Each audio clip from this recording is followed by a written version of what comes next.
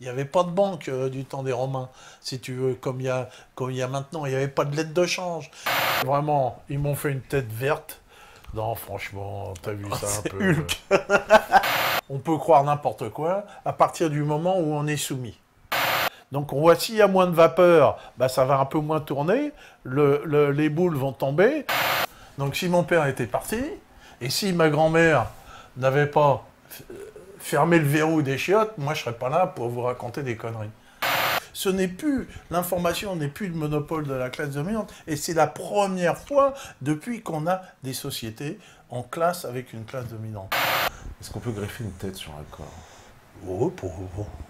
L'ennemi, le politicien, le journaliste, c'est l'ennemi, hein, politicien, le journaliste. Donc c'est eux qui sont en haut de la pyramide. Bon, qu'est-ce qu'ils peuvent faire?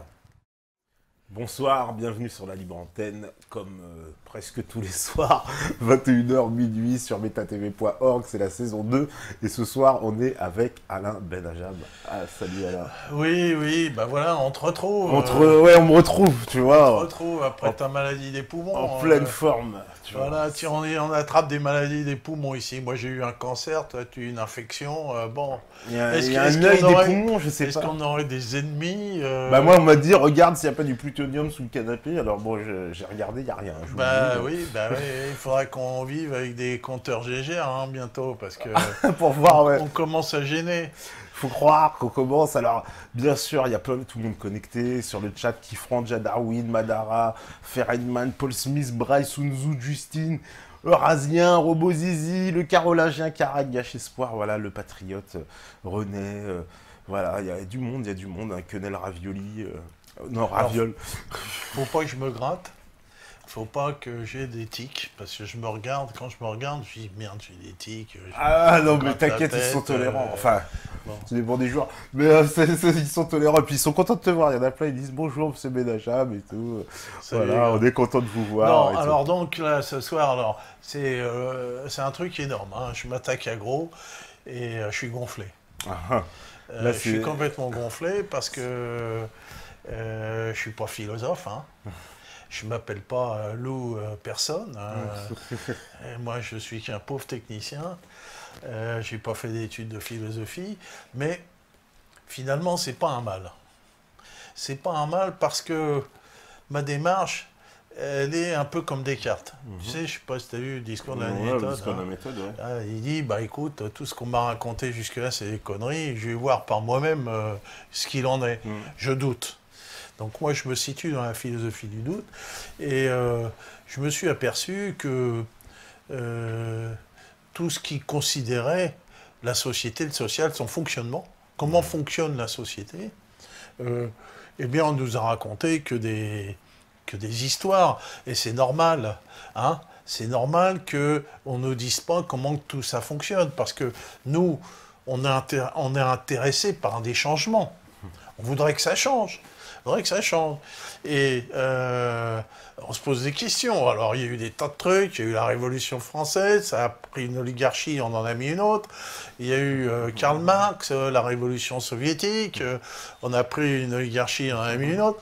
Et donc, finalement, on s'est aperçu que tout ça, c'était des coups d'État et non pas des révolutions. Et que... moi, je suis dans l'action politique quasiment depuis que je suis né. J'ai été longtemps communiste, j'ai été républicain, on s'est engueulé sur des conneries. Et moi, je suis en évolution perpétuelle et en questionnement perpétuel. Et le déclencheur de tout ça, finalement, on en revient toujours au 11 septembre. Le 11 septembre, c'est le point de départ central, de tout ça. Le point central. Et le 11 septembre, je me dis comment des gens qui avaient les mêmes informations, exactement les mêmes informations, certains ont dit tout de suite, comme nous, c'est pas possible. Pas possible, c'est des conneries ce qu'ils nous racontent. C'est invraisemblable, abracadabrantesque et technologiquement infaisable. Et tu as des gens qui te disent « Ah bah ouais, non, mais oui, c'est vrai, c'est Ben Laden, c'est machin, non, voilà. » Et on peut se poser la question, pourquoi? Qu'est-ce qui fait que? Qu'est-ce qui fait que? Parce que finalement, tout est là. Hein, tout est là. là est dans le système ce qu'on appelle la superstructure, ce que Marx a appelé la superstructure, et tout est dans l'idéologie. Dans l'idéologie. Et finalement, quand tu creuses, on verra plus tard que l'idéologie superstructurelle, c'est ce qui maintient un système. Cette idéologie superstructurelle s'écroule, le système s'écroule. C'est-à-dire qu'en fait, nous sommes des esclaves qui acceptons d'être les esclaves des oligarques, des esclaves de l'oligarchie, et cette oligarchie, elle tient parce qu'on veut bien. Il suffirait qu'on ne veuille plus. Eux, ils représentent 0,1% de la population. Tu le prends, tu lui mets un coup de pompe dans le cul, puis tu dis « casse-toi ». Tu vois, c'est tout. Ça ne va pas plus loin que là. Voilà. Et pourquoi on ne le fait pas ? Pourquoi on continue d'aller voter pour Pierre-Paul Jacques, alors pour l'oligarque A ou l'oligarque B ? Voilà. Donc, tout ça, ce sont des questionnements. Et pour savoir comment on va changer, eh bien, rien n'est plus simple. Il suffit d'aller voir comment ça a changé. Parce que nous sommes des humains. Les humains, c'est toujours des humains. L'homo sapiens, il existe depuis 200 000 ans. Dans le classique, hein, me parle pas de... Moi, je dis rien. On va pas remonter jusqu'à là. Non, mais on va parler classique, hein, on s'en fout. Et que les mêmes humains ont réussi à changer complètement de paradigme social. Complètement. Et comment que ça a changé ? Alors... juste pour dire un mot sur ton archéologie et l'archéologue que tu vas voir, si tu veux, juste un mot, puis on n'en reparlera plus, la matière, les atomes, l'oxygène, le carbone, le soufre, le manganèse et tout, là tu prends la table de Mendeleïev, hein, avec tous les 100 et quelques éléments, cette matière est capable de se complexifier par elle-même, on verra un peu comment elle procède pour cette complexification, est capable de fabriquer de l'information et de l'intelligence. Intelligence, information, c'est un peu pareil, parce que pour qu'il y ait vie, il faut qu'il y ait reproduction, donc information, ADN, etc. Quoi, tu vois ? Et donc, cette nature a été capable de nous fabriquer, nous, t'es bien là, il n'y a pas de problème, tu causes, t'as été malade, moi aussi, on est vivant. Et dans les milliards d'années passées, on ne voit pas pourquoi cette nature n'aurait pas été capable de faire la même chose. Ouais. Vu que l'homme n'a que 200 000 ans, c'est pas beaucoup. Tu vois, donc, dire qu'il y a d'autres civilisations dans l'univers, ou qu'il y ait eu une autre civilisation terrestre, ou qu'elle soit venue d'ailleurs, rien n'est plus logique. Donc on ne va pas dire « Ah ben non, c'est pas possible, c'est... » bon. Voilà. Donc, ceci étant dit, donc j'estime que, officiellement, que l'homme Homo sapiens a 200 000 ans, tel qu'on peut le voir dans les fouilles archéologiques, et que pendant 200 000 ans, moins 10 000 ans, qui est l'invention de l'agriculture, et il a vécu sous la forme de la communauté primitive. Hein, donc, ce qu'on peut dire la communauté organique. Voilà. C'est-à-dire une communauté sans État. Une communauté sans État. Alors, déjà, tu peux me passer la vue. Bon, j'avais passé, juste pour faire plaisir à Elisa, Nietzsche, Lou, personne, hein, une maxime, enfin, sur la vue 1, s'il te plaît, une parole de Nietzsche. Nietzsche hein, parce que, donc lui, il dit, le préjugé foncier est de croire que l'ordre, la clarté, la méthode doivent tenir à l'être vrai des choses, alors qu'au contraire, le désordre, le chaos, l'imprévu n'apparaissent que dans un monde faux ou insuffisamment connu.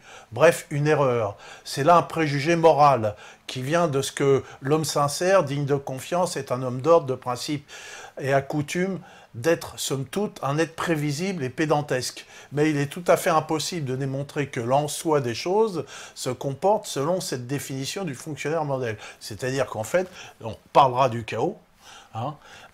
Une société est un chaos, et ce qui est vraiment compliqué à voir, parce qu'on est dans un système entièrement chaotique, qui est imprévisible et imprédictible, tellement il est chaotique, tu vois.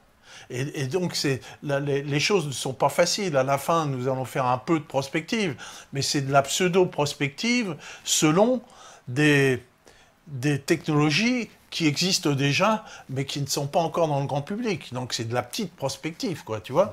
Hein, c'est comme de la météorologie le lendemain ou le surlendemain. Bon, voilà. Donc, ça a été dit.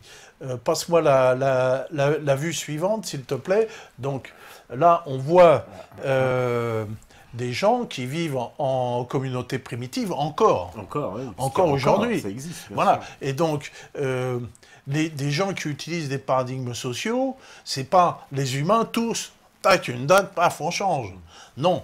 Il y a des gens qui vivent encore selon des modèles de la communauté primitive. Donc, il y a des gens qui, à partir de à peu près 10 000 ans, la mention de l'agriculture, hein, qui ont commencé à construire des villages et puis à cultiver la terre, alors que bon, ce sont toujours des chasseurs-cueilleurs. Hein, les hommes chassent et les femmes vont cueillir des baies et ils ne cultivent rien. Voilà. Donc, ce mode de communauté primitive, il est facile à étudier, puisque tu as encore des gens qui vivent sous ce mode-là. Enfin, maintenant, très très peu. Mais il y a 50 ans, il y en avait beaucoup. Tu vois, hein. Donc ça commence à s'éteindre. Donc, l'homme, pendant 200 000 ans, moins 10 000 ans, a vécu comme ça. C'est-à-dire 95% du temps de vie de l'homme. 95%. Ouais, de son existence, de son temps d'existence. 95% de son temps d'existence a vécu sous la forme du communisme primitif, de la communauté primitive, du partage, sans État, sans propriété, si tu veux. Tu vois ? Donc, l'espace de temps où il y a une société de classe et d'exploitation de l'homme par l'homme et une société où l'homme va asservir d'autres hommes, bon, ben, c'est un temps extrêmement court. Et on va voir que ce temps, et on va voir pourquoi, ben, ce temps, il va finir. Il va finir un jour, on va voir comment. Hein ? C'est ça l'objet du débat. Bon, passe-moi la vue suivante. Sur la vue suivante, donc, on voit entre le Tigre et l'Euphrate, c'est la carte, du croissant fertile, où a été inventée l'agriculture, où on voit les premières villes. Les premières villes sumères. Les premières villes sumériennes dans l'Irak actuel, hein, les toutes premières villes qui ont 3-4 000 ans avant Jésus-Christ, et que c'est donc à partir du moment où l'homme n'a pu était un nomade, hein, bon, il est resté là, il a construit des villages, puis de des villages, il a construit des villes, et puis, bon, il a eu l'idée d'aller chercher le mec d'à côté pour bosser dans son champ, au lieu que ça soit lui. Tu vois, hein, le chasseur, c'est lui qui chassait, il mangeait. Mais l'agriculture, ben, il faut aller gratter la terre, il faut bosser, tout ça.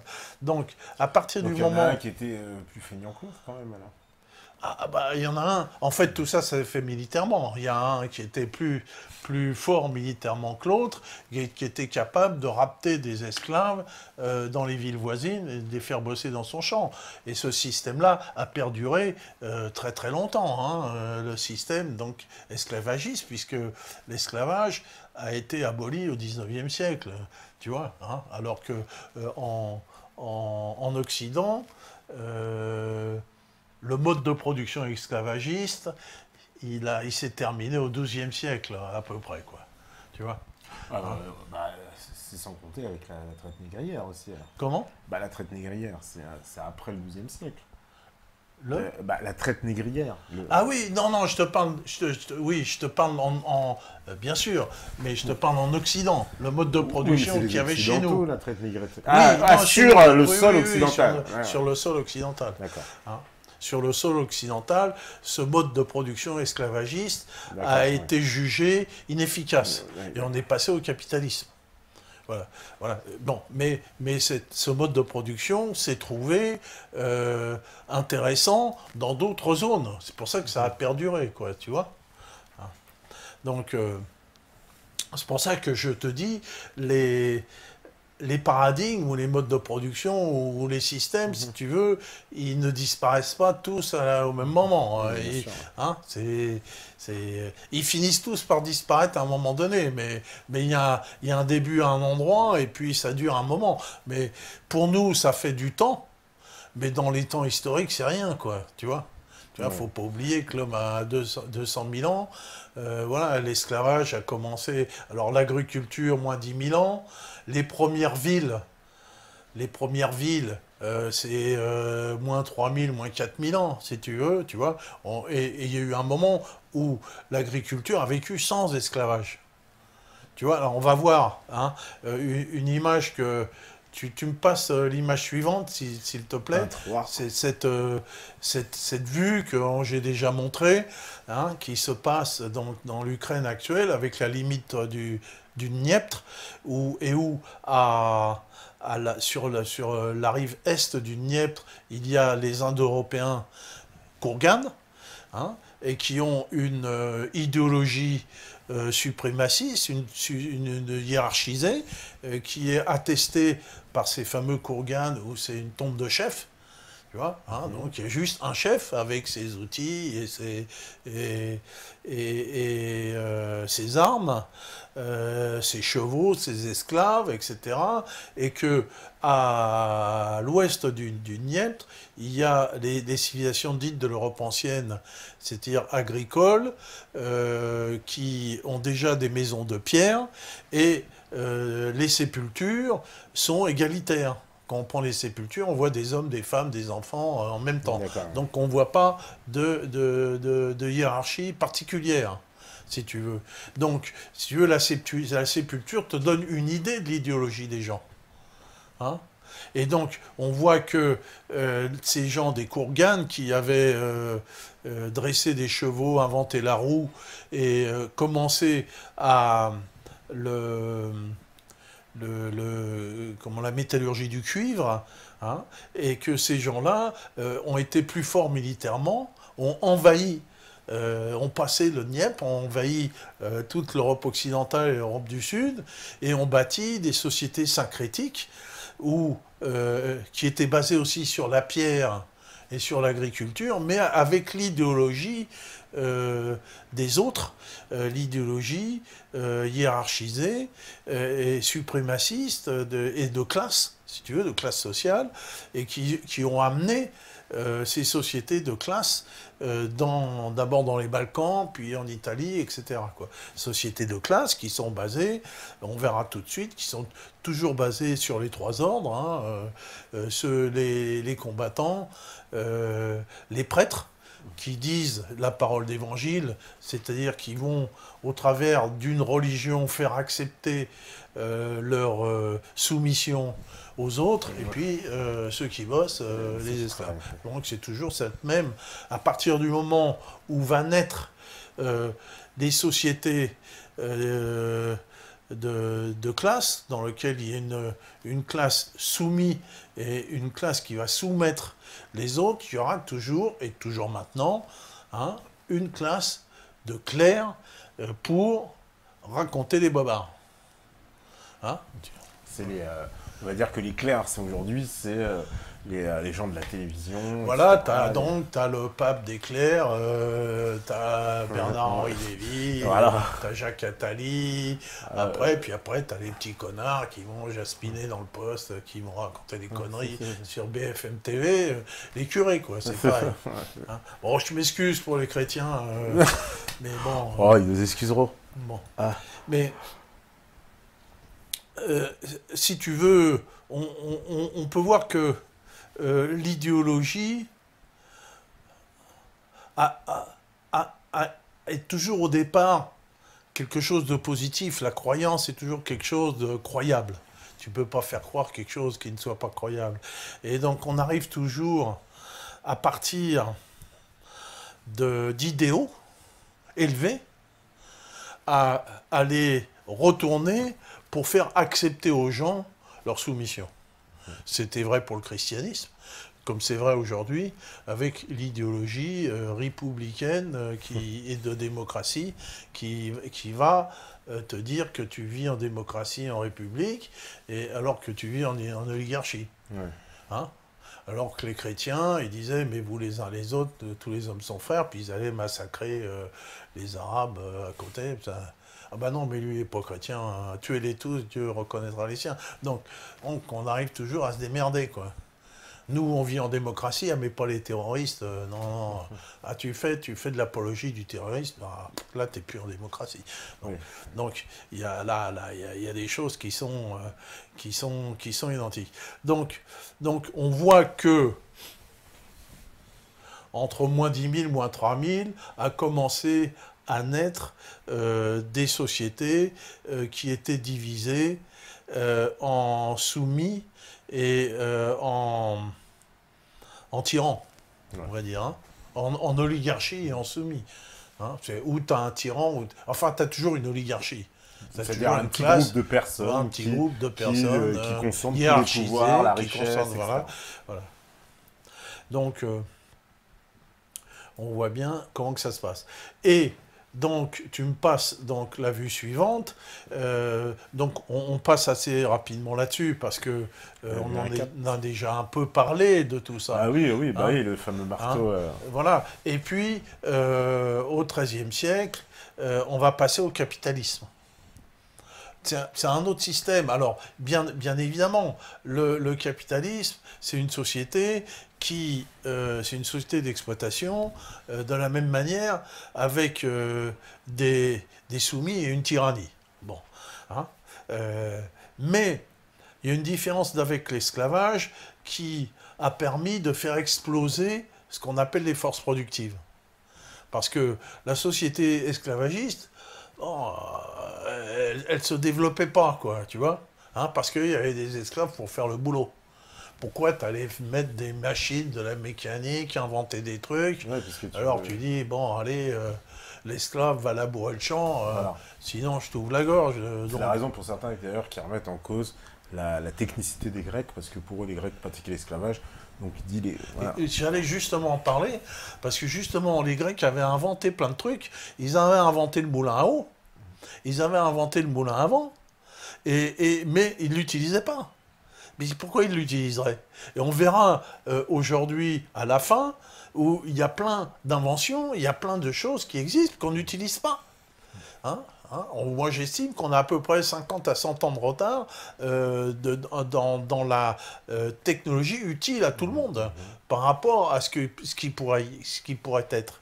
Et donc, le capitalisme, lui, donc là, je vous montre une usine, hein, c'est toujours la même, hein, c'est avec le moteur hydraulique, parce que l'industrie est née sur le moteur hydraulique, qui a été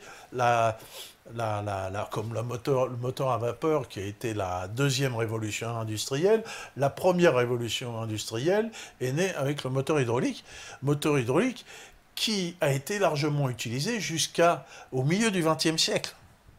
Moi, je suis né dans une maison comme ça, où on broyait des terres rares pour faire des terres colorées, pour faire de la couleur. Tu vois ?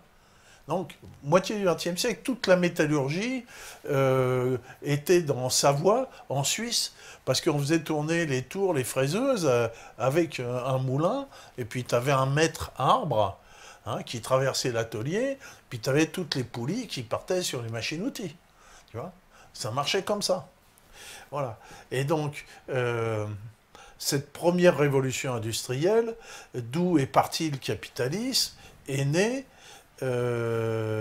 consécutivement au système féodal. Tu vois, le capitalisme est fils du système féodal. Pourquoi? Parce que au Xe siècle, avec les grandes invasions, hein, l'État antique, parce que avant, dans ce qu'on appelle au Moyen-Âge, les Carolingiens, Charlemagne, ils voulaient restaurer l'État antique. Ils n'en étaient pas sortis. Le mode de production était toujours esclavagiste. C'était pareil, ça n'avait pas changé. Et eux, ils voulaient refaire l'État antique. Et donc, Charlemagne, il a été se faire couronner à Rome. Donc le paradigme social n'a pas changé. Quand on parle de Moyen-Âge, j'en ai déjà parlé, c'est une véritable imposture. Le Moyen-Âge n'existe pas, puisque dans le Moyen-Âge, il y a ce qu'on appelle le Moyen-Âge scolaire universitaire est partagé en ce milieu par deux grands paradigmes d'organisation sociale et de mode de production. Donc je ne vois pas pourquoi il faudrait voir ce qui est avant le Xe siècle et ce qui est après. Et donc, au Xe siècle, les grandes invasions, les Vikings, les Magyars et les Sarrasins, qui brisent l'État, qui obligent les gens... Il n'y a plus d'État, plus rien. Il n'y a plus l'armée qui vient te défendre, et qui oblige les gens à s'auto-défendre et à s'organiser autrement. Et c'est là que donc, ils s'organisent localement autour de chefs de guerre. Hein, autour des mottes, autour des pitons rocheux, et pour essayer de se défendre. Et à ce moment-là, il n'y a plus de pouvoir central, il y a des pouvoirs locaux, et puis il y a un délitement total de l'ordre social, ce qui fait que les gens, ils font à peu près ce qu'ils veulent. Donc, bien que l'Église essaye de remettre les choses en ordre, en remettant les trois ordres, avec les bellatores, les oratores et les laboratores, essaye de remettre tout ça sous un pouvoir, mais non. Le fait que chacun peut à peu près faire ce qu'il veut, surtout dans les villes, naît une nouvelle classe sociale, qui sont les marchands. Et finalement, les marchands finiront par prendre le pouvoir, et que ces marchands, là, ils font partie d'aucune classe déterminée, et eux, ils font du pognon. Ils font du pognon, et ils font du pognon, et ils inventent à partir du XIIIe siècle toutes les structures qui existent déjà aujourd'hui, les sociétés anonymes, les lettres de crédit, les systèmes bancaires, et tout ce qu'on utilise déjà aujourd'hui. Et donc, ce capitalisme, finalement, va chaotiquement libérer les forces productives, et va libérer les forces productives parce que comme il n'y a plus d'esclaves, et il faut bien fabriquer des draps, fouler les draps, broyer tout ce qu'il y a à broyer, donc, et donc l'industrie va naître, et avec donc des gens qui vont accumuler de l'argent, quoi. Voilà. Alors, on sait comment que ça va arriver jusqu'à la fin du XVIIIe siècle, avec l'invention de la machine à vapeur qui va remplacer le moulin hydraulique, et qui va permettre encore d'accélérer les choses. Voilà. Donc, je passe un peu là-dessus. Alors, là, on voit sur ce tableau fameux, tu passes la suivante, le tableau de Quentin Métis, qui est très connu, qui est le changeur. Il y en a qui mettent le banquier. Mais non, il y avait pas le terme de banquier n'arrive qu'au XVIIe siècle. En fait, avant, il s'appelait changeur. Et en fait, la spéculation capitaliste est venue de là, parce qu'il y avait une telle multiplicité de monnaies. Tu avais des monnaies d'or, des monnaies d'argent, tu avais des noms divers et variés, chacun faisait la sienne. Et si tu veux, le changeur, c'était un métier extrêmement difficile. Il fallait qu'il consigne toutes les monnaies, et donc là on voit, il regarde la monnaie, qu'est-ce que c'est celle-là, et donc ces changeurs, finalement, ont pris beaucoup de pouvoir, et finalement sont devenus des banquiers, au bout du compte. Voilà. Donc, le capitalisme est né avec les changeurs. Donc, le fameux pont au change à Paris. Le fameux pont au change, oui, ils étaient sur... Donc, ils mettaient leur banc. Nous est sorti le terme de banque. Hein, ils sortaient leur banc, et puis, donc, ils mettaient leur bure. Une bure avec des systèmes de lignes croisées, si tu veux, sur lesquels on mettait des jetons pour faire des calculs. Donc, ils faisaient des calculs très, très rapides. Et donc, la bure sur un banc est devenue le bureau. Tu vois? Le bureau ou le comptoir pour compter. Tu vois? Donc, c'est là que les types, ils amenaient leurs pièces qui venaient de partout, mais il fallait qu'il aille à la foire du coin et payer en monnaie locale. Donc, il allait voir le changeur, hein, sur son banc qui est devenu la banque, et qui faisait les calculs sur son bureau qui était le bureau. Voilà. Donc, tu vois, les termes sont restés. Voilà. Alors, là, donc... Ce que je voulais dire aussi, c'est que là, je donne des notions. Je ne suis pas exhaustif, parce que ce n'est pas en ce temps-là que je peux être totalement exhaustif sur les choses, quoi.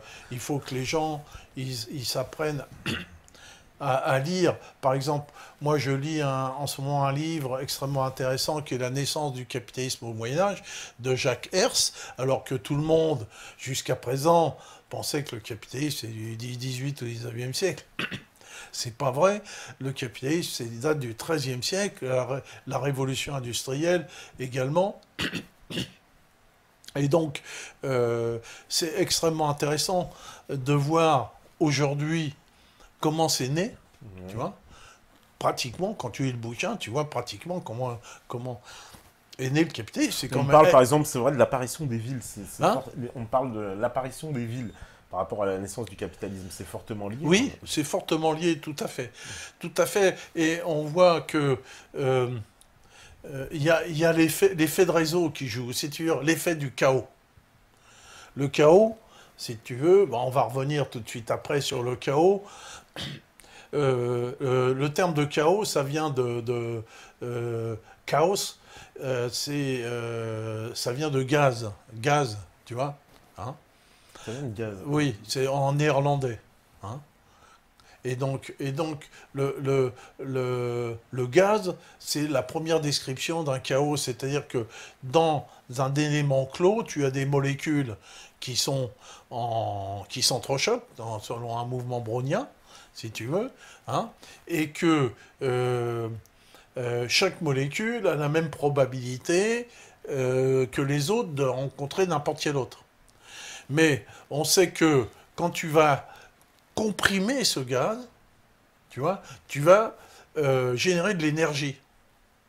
Donc tu sais que quand dans la pompe à vélo, tu bouges, tu as de la chaleur.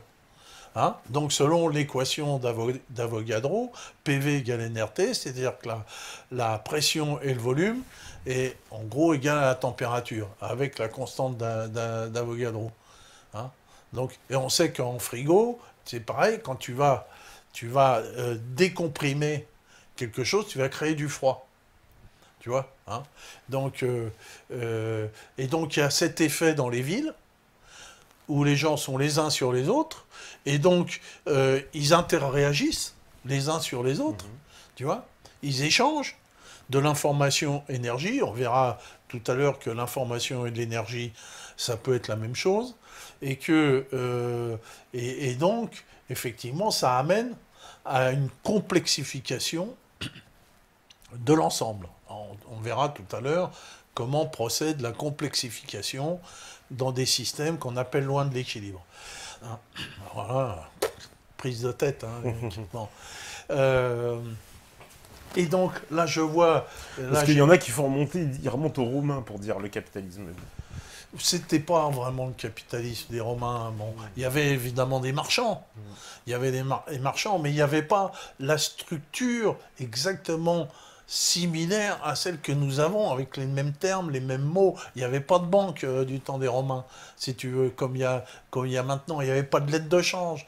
On ne payait pas mais c'était pas par écrit. On ne peut pas parler de capitalisme primitif. Je veux dire, par exemple, il y avait de l'or, on allait chercher l'or, on le prenait. Enfin... Oui, mais non, le capitalisme, on peut toujours discuter, mais le capitalisme, c'est la façon de générer des capitaux. Des capitaux. Des capitaux, c'est de l'argent pour de l'argent. C'est ça le capitalisme. Hein. Le capitalisme, c'est de faire des capitaux. Voilà, d'une manière ou d'une autre. Aujourd'hui, les capitaux, on ne s'amuse plus à faire de l'industrie pour faire des capitaux. Hein. On fait bosser des gens et puis on leur réclame le remboursement des dettes. Oui, voilà, par la dette. Par la dette. Ouais, c'est comme ça que fait le capitalisme. Et donc, là, j'ai toujours mon image avec les trois ordres, hein, où on voit que l'Église essaye de remettre les choses en place, et avec au milieu le Bellatores, et on voit le clerc avec la tonsure, et le paysan à côté, et le pouvoir essaye d'imposer ces trois ordres. Il essaye toujours de dire, voilà, ça, c'est l'ordre des choses, et puis c'est pas autrement. Avec mes manques de peau, à côté, il y a les marchands. Donc, les marchands, tu les vois pas, officiellement. Puis ils les aiment pas. Oui. Tu vois, ils aiment pas, les marchands, c'est extrêmement mal vu, quoi, tu vois. Hein. Mais on voit qu'aujourd'hui, c'est ça. C'est le même ordre. Tu vois, hein, tu vois, le mec qui a le home, c'est le politicard. Hein, le mec qui a la tonsure, c'est le journalope. Hein, et puis nous, les pauvres connards, on tient l'appel. Quoi. Tu vois, c'est ça. Voilà, eux, ils essayent de faire ça. Ça marche plus ou moins. Ça marche plus ou moins. Hein, ça marche pendant certaines périodes, des fois ça marche pas. Et donc, là, on en arrive... finalement, à cette affaire de clerc. Hein. Tu me donnes l'image suivante, c'est le pape Urbain II prêchant la croisade. Les clercs ont toujours été, même un peu plus que les auxiliaires du pouvoir. Hein, un peu plus. Hein. Sans les clercs, il n'y a pas de pouvoir, quoi. Il n'y a pas de pouvoir. À gauche en rouge, là. Oui, voilà. Hein, voilà. Et de l'autre côté, c'est les Bellatores, c'est-à-dire que les clercs, eux, vont te raconter la bonne histoire pour pour faire en sorte que l'ordre social puisse perdurer. Donc voilà, sont maintenus. Hein, voilà.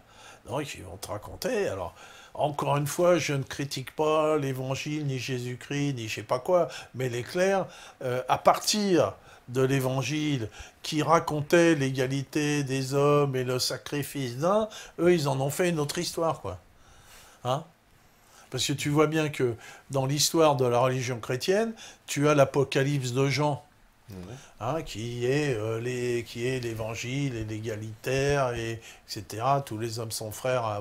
Et puis derrière, tu as les épîtres de Paul, qui vont expliquer qu'il faut obéir à l'empereur, il faut être gentil, et tu vois, puis ils ont concocté cette religion, je sais pas comment, mais finalement on s'en fout. C'est abracadabrantesque comme religion, hein, c'est n'importe quoi. Mais comme c'est l'Empire romain qui va l'imposer, tout le monde va y croire, et tout le monde va plus ou moins y croire, parce que cette religion chrétienne, en Occident, va mettre très très très longtemps à s'imposer, tellement elle n'est pas croyable.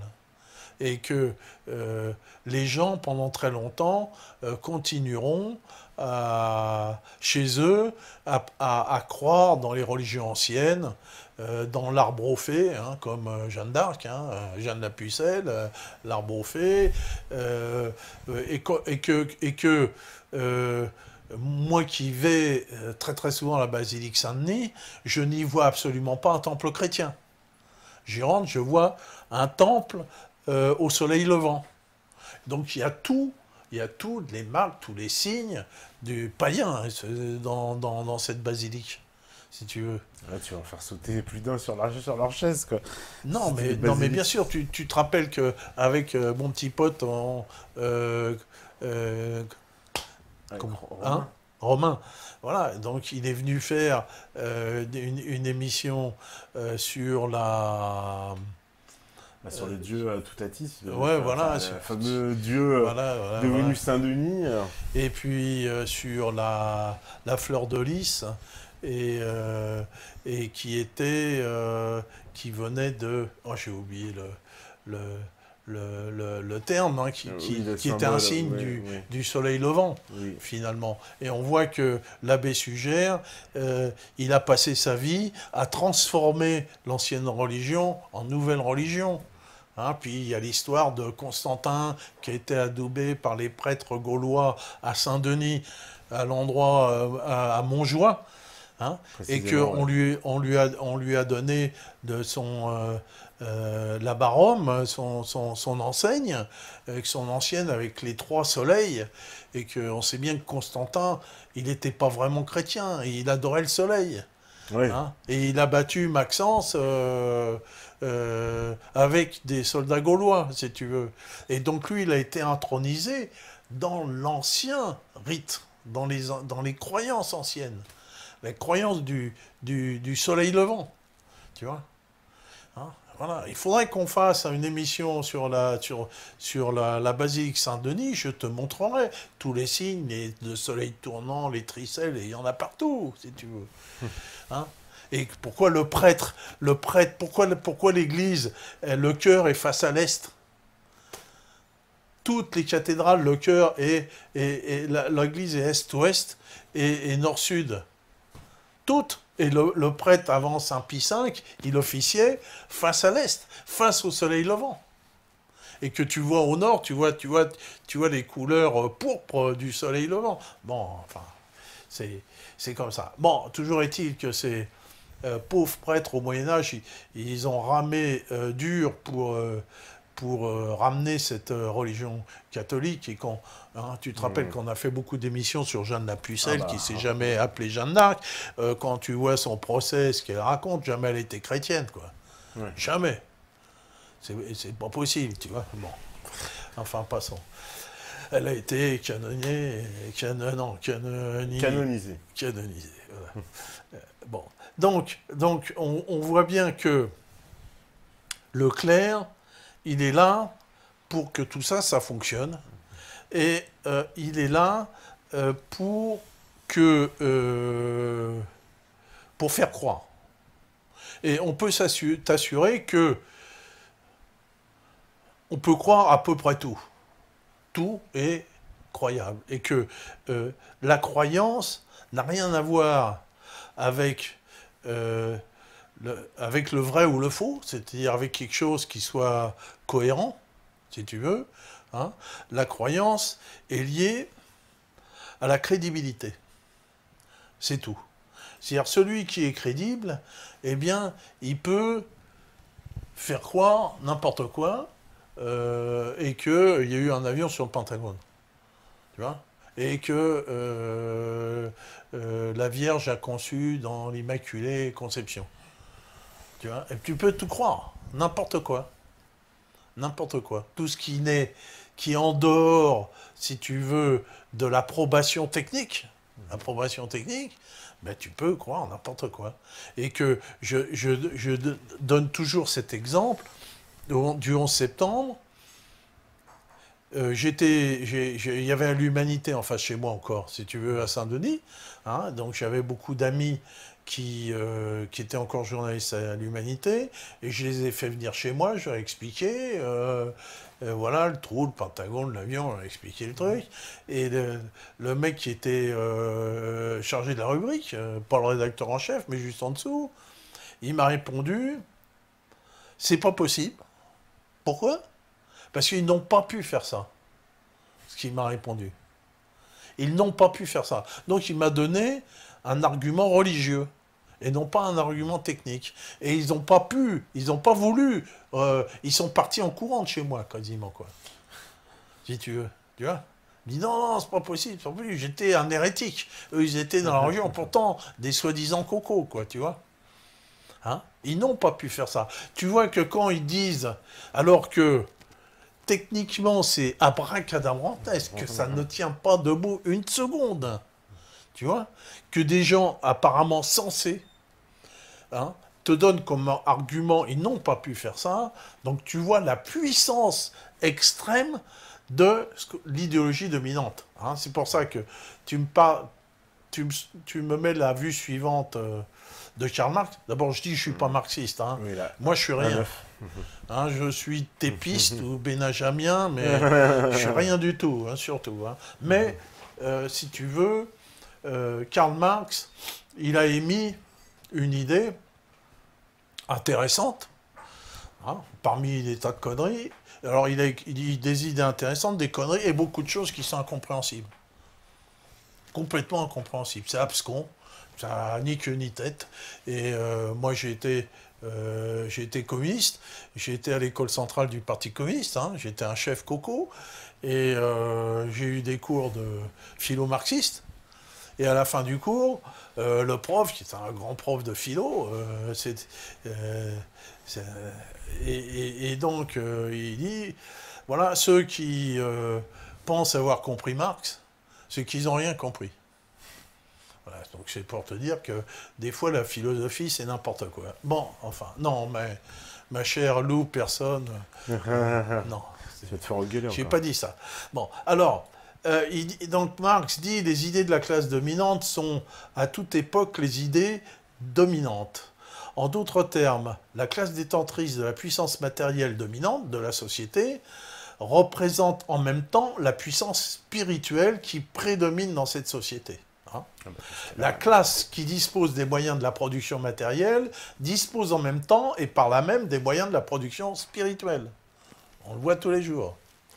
Les idées dominantes ne sont rien d'autre que l'expression idéologique des conditions matérielles dominantes, celles-ci ayant pris la forme d'idées. C'est ce qu'on appelle la superstructure idéologique. Hein? Alors, pour en revenir là, et pour micro-débat que j'ai eu avec personne cet après-midi, parce que j'ai posé des questions, elle a eu la gentillesse de me répondre. Puis, je ne suis pas philosophe, moi je suis quand même un ignorant, hein, Lou.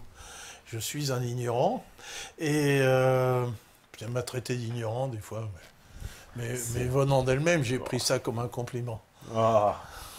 Et... c'est bien d'être ignorant par moment parce que tu te fais ta propre idée.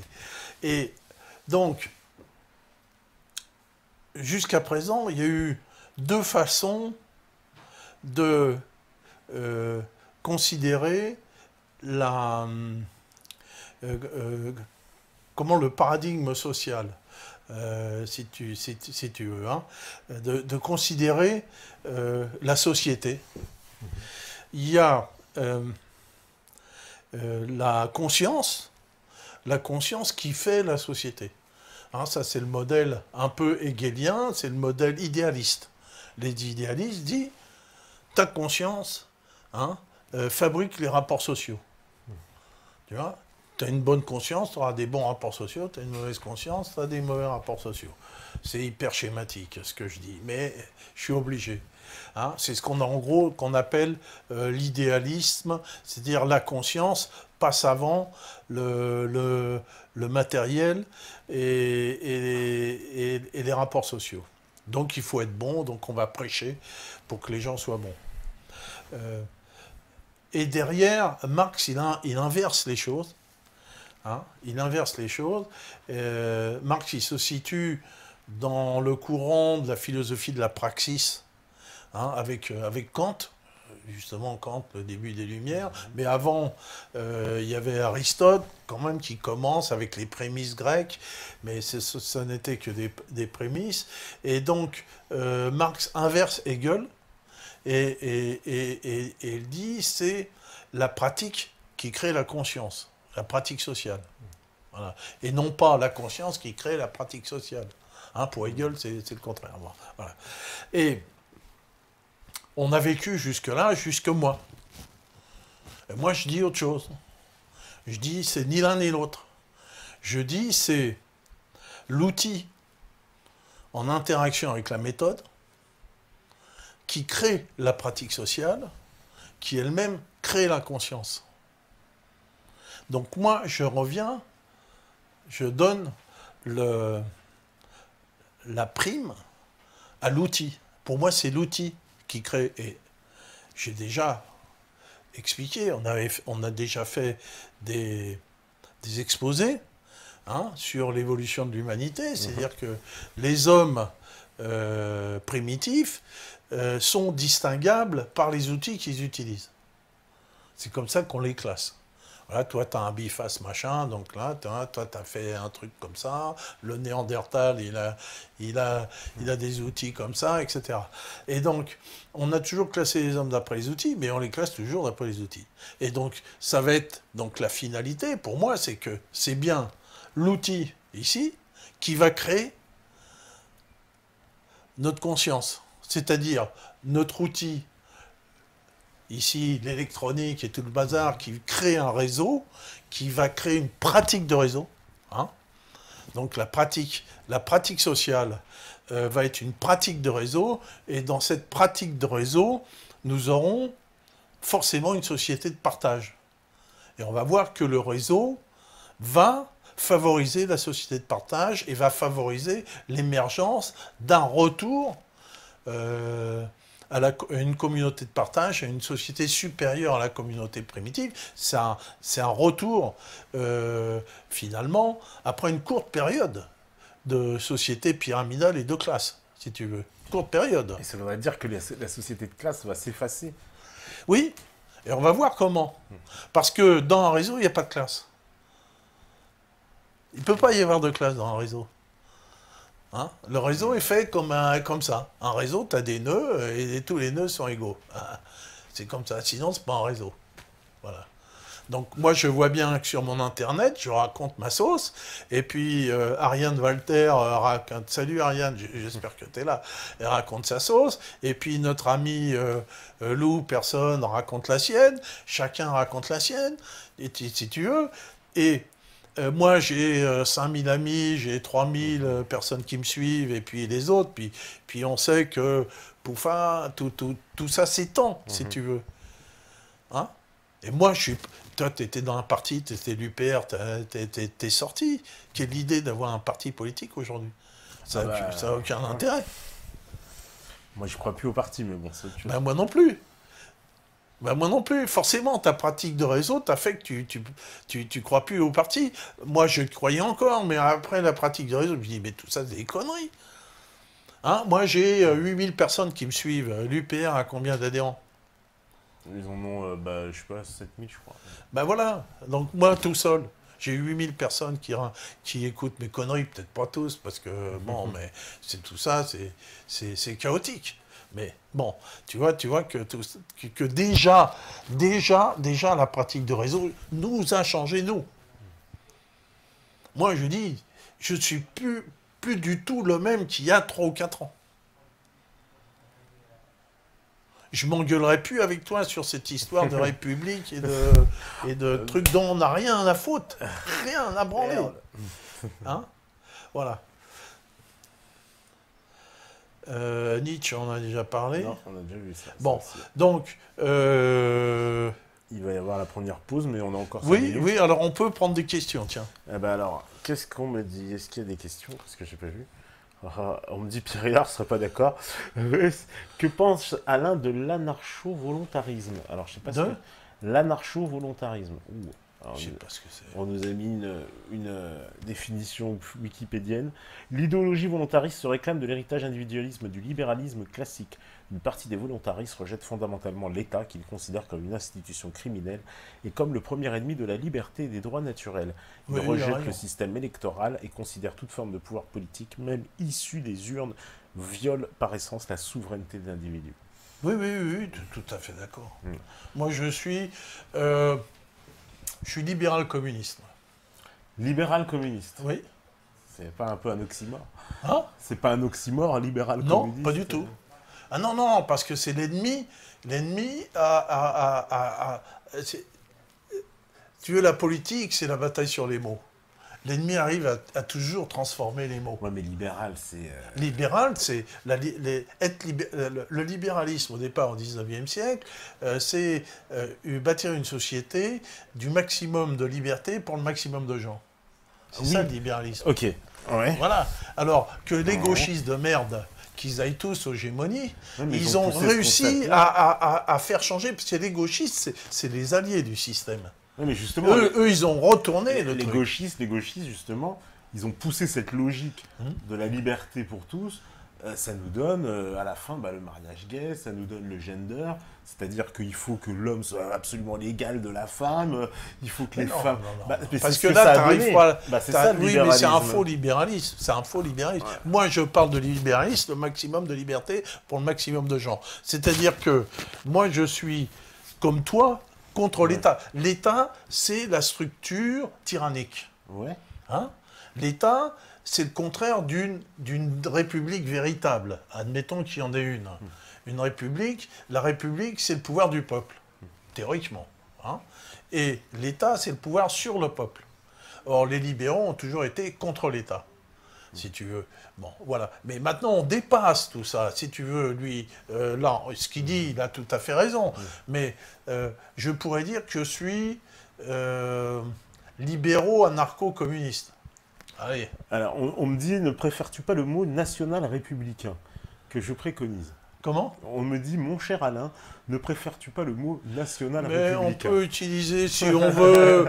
Alors, on reparlera des nations, parce qu'effectivement, je défends la nation, et puis je me suis un petit peu frité avec personne là-dessus, puis elle est revenue un peu en arrière sur la nation. C'est sûr que la nation, c'est aussi un nœud du réseau. Parce que dans le réseau présuppose l'indépendance des nœuds, si tu veux, et l'égalité. Donc quand tu dis... et si tu sais très bien que la véritable démocratie, c'est la démocratie directe. S'il n'y a pas de démocratie directe, il n'y a pas de démocratie. Ouais. Bon, voilà, c'est clair. Et que si tu veux avoir une démocratie, il faut la circonscrire dans un espace donné. Voilà. Et que la nation, c'est l'espace, c'est l'agora dans lequel est circonscrit la démocratie directe. Tu vois, hein? Et donc, évidemment, on ne va pas reprendre tout sur la nation parce que ça va nous amener très très loin. Mais la nation est à la fois formelle et informelle, c'est-à-dire elle est formelle, elle va définir une légalité, qui va définir ta nationalité, hein, mais aussi cette nation a une histoire, une idéologie, ce qui fait que les gens pensent à peu près pareil. Et on va revenir sur la notion de village, qui est extrêmement important, parce que on voit que dans les croyances, les croyances sont liées à qu'on peut appeler une ethnie, c'est-à-dire un groupe donné. Hein? On voit que toutes les religions sont liées à un groupe ethnique, si tu veux, ou viennent d'un groupe ethnique. Les religions ont toutes été concoctées dans ce groupe et reprennent, si tu veux, ce qu'on appelle les allants de soi en ethnométhodologie, c'est-à-dire les habitudes, le vu et le non remarqué du groupe. Tu vois? Ne serait-ce que la langue. Tu vois, hein? Alors, on voit que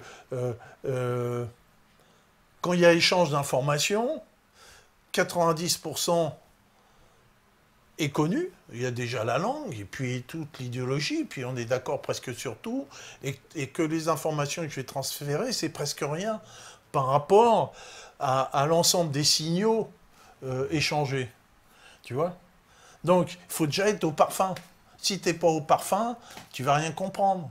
Je t'ai demandé de lire mes écrits avant d'aller, pour que tu sois un peu au parfum. Sinon, tu tombes de l'armoire, tu vois. Donc, si tu veux qu'il y ait des échanges et pas tomber de l'armoire, il faut que tout le monde soit au parfum.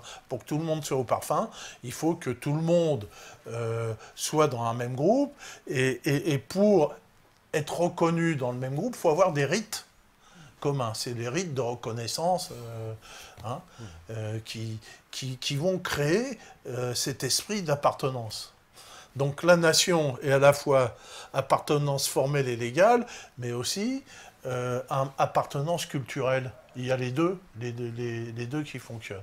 C'est pour ça que les autres, ils veulent détruire les nations en détruisant le côté culturel de la nation. Aussi, quelque part. Donc oui, si tu veux, on peut utiliser des tas de mots. Moi, je m'en fiche, mais voilà. Ok. Eh ben, on va faire la pause, puisqu'il est l'heure. La régie, elle est prête, c'est magnifique. Eh ben, on fait la pause et on revient juste après. Et on continue sur le partage de l'information. C'est la libre antenne, à vous, la régie.